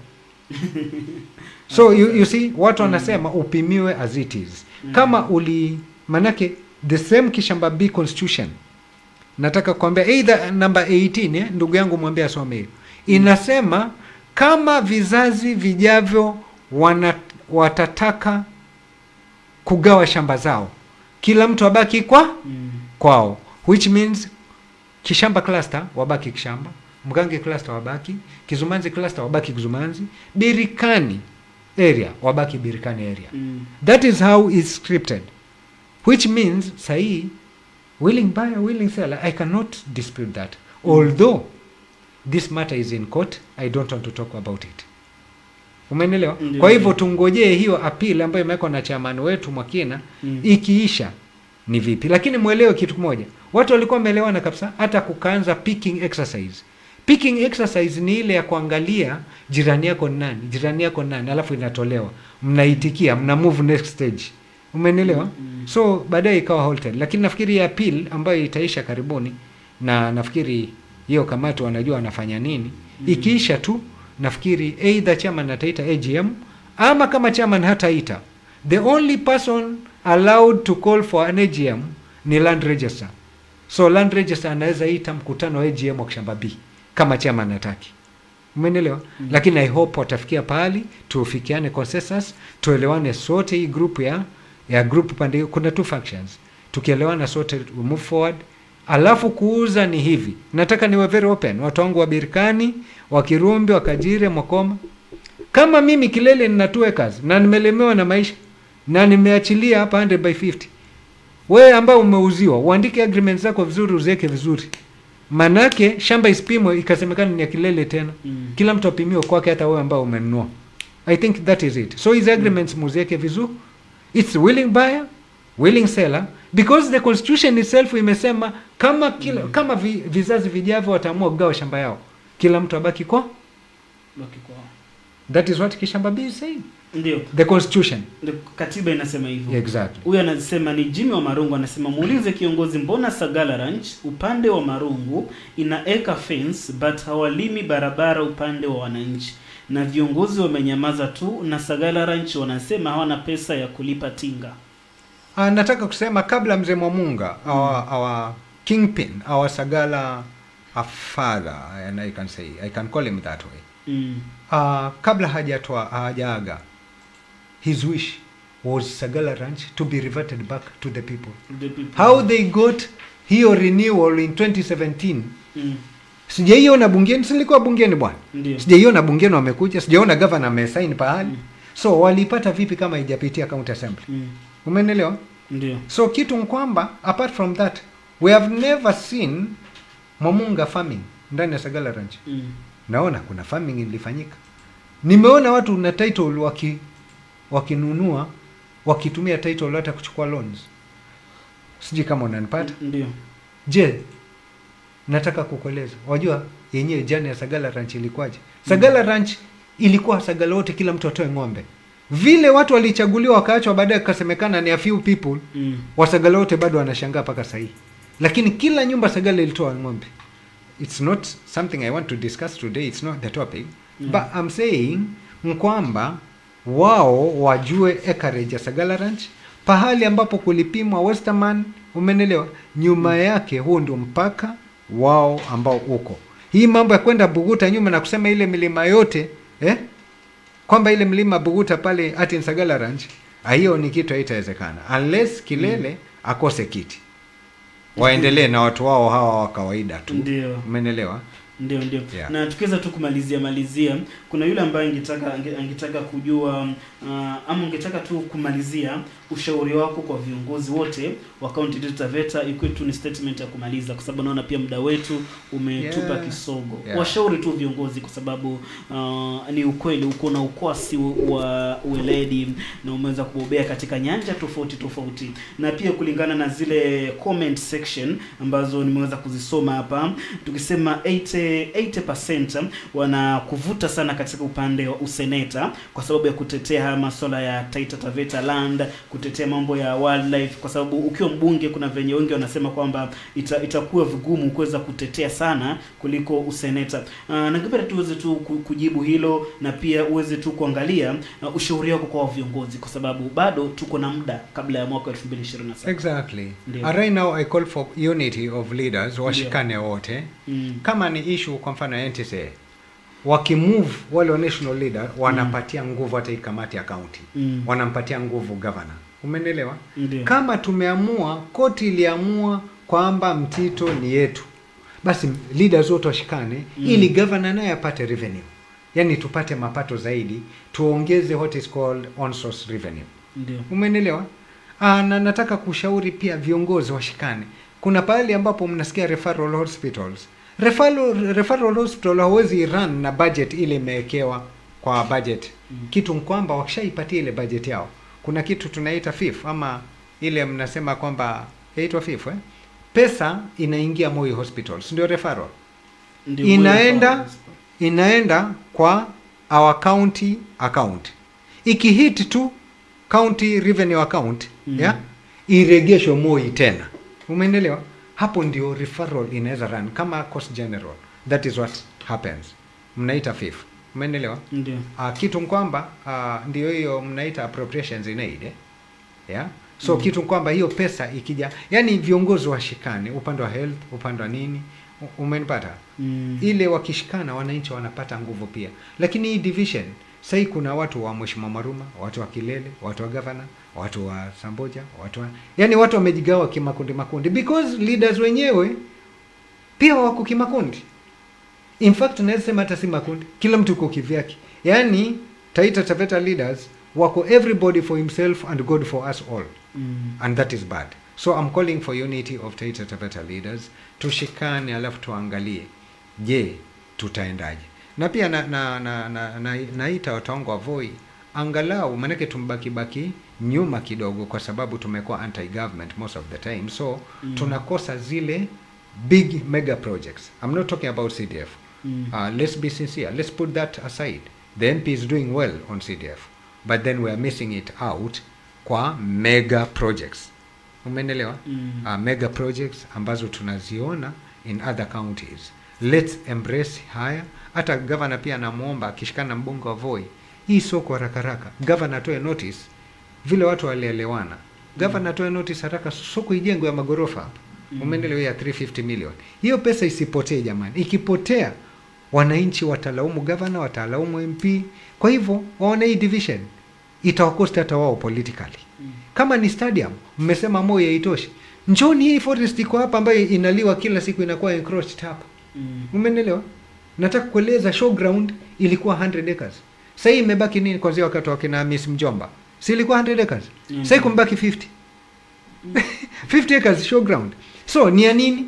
So Mwadime, hii ground badala maneno mengi, ipeane national housing, ipeane affordable housing. President ajenge haraka wananchi wafoi waingie hapo, watu waishi maisha mazuri. Ama sivyo kujenga stadium basi, the mega stadium. Manake 50 acres ni stadium safi kuliko Moi Stadium. Still manake Moi Stadium, wajua stadium ikijengwa na national yatakana michezo yote, sio tu unajengewa ni ya football peke yake. Hiyo yamaanisha kama kote yani. So mimi naona hii division yetu sisi leaders ina cost maendeleo Taita Taveta. Alafu tupendane, hizi chuki tuache na hicho chokochoko mingi tuache. Political time next December ndio tuanzane hapo. For the time being, let's support viongozi waliochaguliwa, lakini akifanya makosa tuwaeleze. Hiyo ni njia moja ambapo ona huyu governor Mwadime Yaani waweza mchukulia vile vile, lakini huyu jamaa unajua nini, ana move, lakini ile makosa akielezwa pale pengine anarekebisha, pale pengine harekebishi, lakini imemsaidia kumove. Bila hivyo angeachwa watu waseme tu mwacheni. Haki ya Mungu hiyo kitu ingekuwa mbaya sana kwake. Because wewe wazaona msimwambie Mwadime ili tumchape nayo na siasa. Remember tunakosa sisi sote. Umeelewa? So tuelezaneni, turekebishaneni, lakini let's walk the same, yani journey together. I can put it let us walk the journey together. Naona muda wetu umetupa kisogo, na unajua maybe uko na wafuasi wako ambao ungependa tu kuwashauri kitu, kwa sababu wafuasi wanakutarajia sana, wako na hamu kuweza kusikia unataka kitu gani, umeweza kuyasema, kuweza tu kusikia kutoka kwako. Wapatie tu ushauri kidogo tu hao wafuasi wako. Nataka kukwambia saa nyingine waweza ona paka, yani simba amenyeshia ukafikiria ni paka. Na mara nyingi ukiona kobe ameingiza kichwa yake hivi, ametulia, anatunga sheria. Kile ambapo ile explosion ambayo itatokezea mwezi wa 6, ya nataka kuambia kuanzia mwezi wa 4 tutakuwa kwa matayarisho. Mwezi wa 6 ni safari tunaianza ya 1 full year ya campaign, na tutaangalia kama kiongozi amefanya vizuri unamtoa yani. Sio lazima nipigane kama mwenzangu amefanya vizuri. Umeelewa? So sio lazima mimi, lakini kama for instance MP amfanya vizuri, I think he deserves accolades or even another term. Kama ameshindwa lazima awe replaced. Kama senator amefanya vizuri, maybe he needs promotion, apewe. Kama ameshindwa wananchi watajua wao. Umeelewa? So kitu kwamba watu wangu, hebu tulieni hivyo hivyo. I love you very much. You've been very supportive, kuntia moyo. Most of the people visit me in Kirumbi, sengine messages, masimu ya kuntia moyo.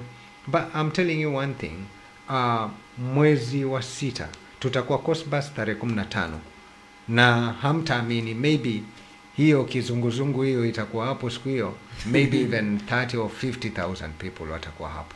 Lakini we are still consulting ili tujue ni kiti gani kiko.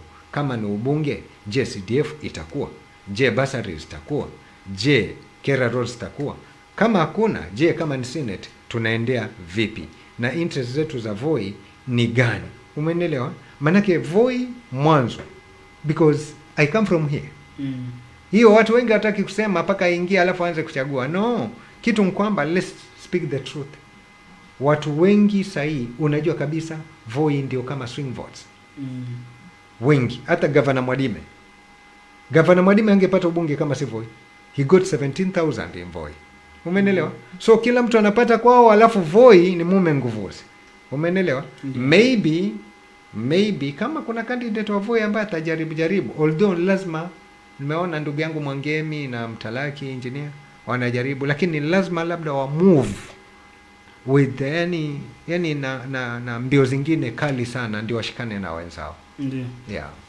Bila shaka, na kufikia hapo basi, mpenzi mtazamaji, sina budi bali kutia kikomo mahojiano haya na aliyekuwa mwakilishi wadi wa Sagala Godwin Kilele na pia 2022 senatorial aspirant, ambaye ameweza kuyasema mengi sana kuhusiana na jimbo la Taita Taveta, haswa rasilimali, akiweka bayana kwamba tuko na rasilimali za kutosha, lakini ni wazi kuwa viongozi wa kaunti yetu wameweza kufeli wananchi wao, jambo ambalo tunataraji kwamba viongozi wameweza kulisikia na wataweza kulivalia njuga na kulitilia mkazo, kwa sababu mkazi wa kaunti ya Taita Taveta aliweza kuwachagua wawatumikie kwa miaka 5, na hivi sasa bado miaka kama 2 hivi ndipo sasa tuweze kuchagua viongozi wengine. Kwa hivyo bado viongozi wetu wa kaunti ya Taita Taveta wako na jukumu wanalo ni la kubadilisha maisha ya wakazi wa Taita Taveta na kuwatumikia wakazi wa kaunti ya Taita Taveta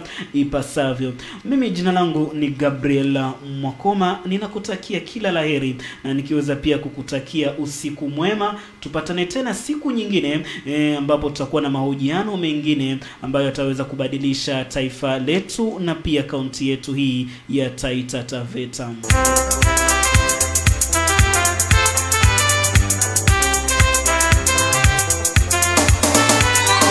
Makala kaya imbere Lokaya Igembe FM ukafuma sagala Igembe FM ukafuma sagala Igembe FM ukaida kasrau Igembe FM ukaida kamarungu Igembe FM ukaida maungu Igembe FM na ukachana ndara Igembe FM ukaida kajire Igembe FM ukaida marapu Igembe FM ukaida na jumba Igembe FM Igembe FM ni wakaya Igembe FM lakaya sauti ni wakijina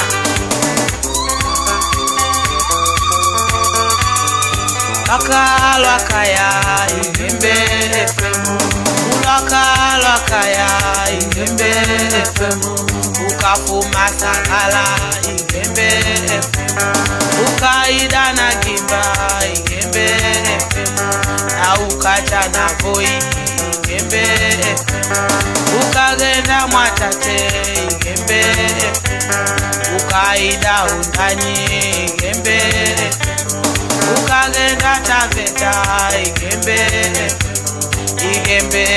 FM ni lakaya Igembe FM ni lakaya sauti ya wakidina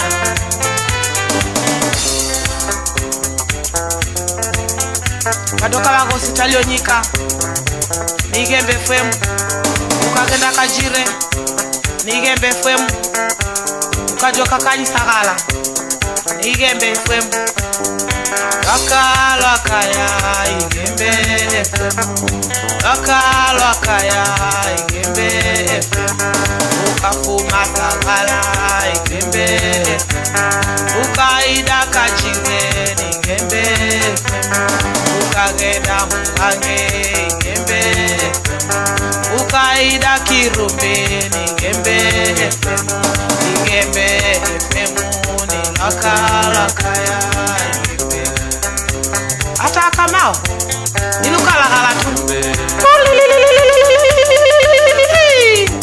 mara ni Igembe FM ambayo ni sauti ya kanyi ya mkidina toka hata vijana wanake watini ni Igembe FM wakaaba kabenyi mweri basi maana mdajivunia Igembe FM sauti ya wakidina hata anake kundi station nyingi kunde Igembe FM paka wakala kunde Igembe FM lakaya sauti ni ya wakidina mkidina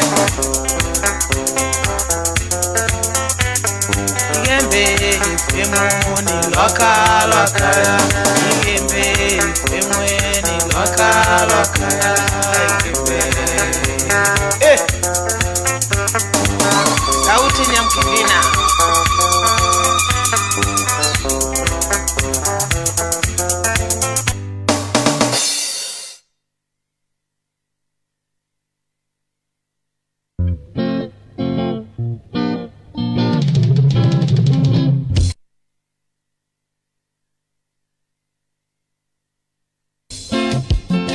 Kirungu tete olande kutuma ufise voro zangu sagala Mwakirungu tete olande kutuma ufise voro zangu